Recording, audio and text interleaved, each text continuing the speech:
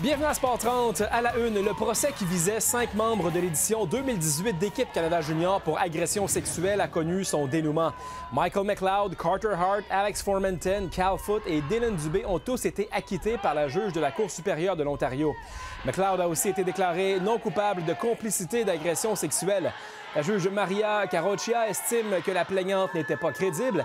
Elle a révélé plusieurs incohérences dans son témoignage. Mme Caroccia juge également que le consentement de la plaignante n'a pas été influencé par la peur. La Couronne a maintenant 30 jours pour porter le dossier en appel.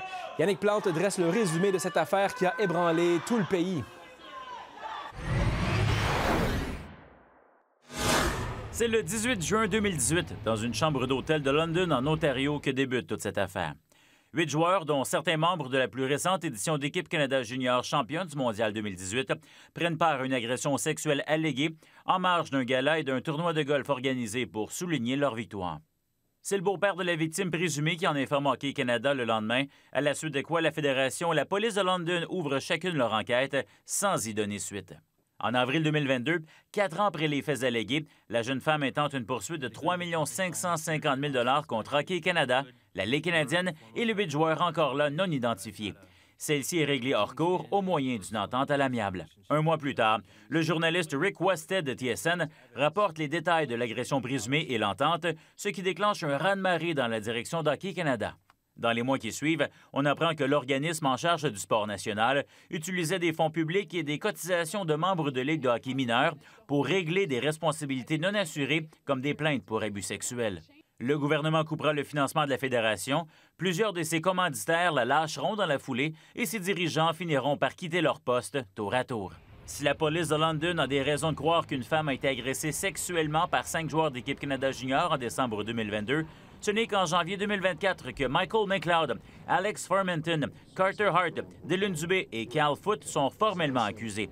Leur procès débute le 22 avril 2025. Le déroulement des procédures n'est pas sans rebondissement. Le procès est annulé pour vice de procédure quelques jours après son ouverture. Puis il évite de peu une deuxième annulation à la mi-mai lorsque la juge Maria Caroccia choisit de renvoyer le jury et de présider seule le procès. Entre-temps, la plaignante dans cette affaire, désignée par les lettres EM pour protéger son identité, témoigne sur 9 jours, dont 7 sont consacrés à son contre-interrogatoire. Des 5 joueurs accusés, seul Carter Hart témoigne pour sa défense. Les plaidoiries se terminent le 13 juin, après que procureurs et avocats de la défense ont fait valoir leurs perspectives.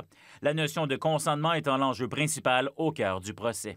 Le jugement rendu ce 24 juillet marque la fin des procédures, mais pas de l'éveil collectif sur une panoplie de sujets, de la notion de consentement jusqu'aux responsabilités des fédérations sportives.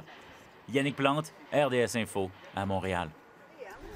La crédibilité et la fiabilité, c'est au cœur de tout procès en matière criminelle, surtout s'il s'agit du témoignage de la présumée victime.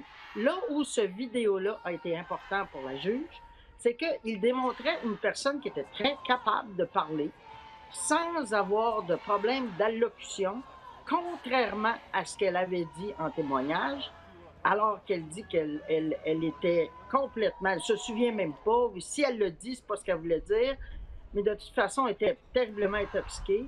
Et de plus, on a vu également au bar, avant ces événements-là, lorsqu'elle a accepté d'aller avec M. McLeod pour une relation sexuelle consensuelle, alors à ce moment-là, le barmaid n'y avait pas donné le bon change, puis elle s'en est aperçue, elle n'était pas en état, selon la juge, d'intoxication, au point d'être pas capable de consentir. Et elle dit qu'elle accepte qu'elle a consenti et que les actes sexuels ont été même demandés par elle.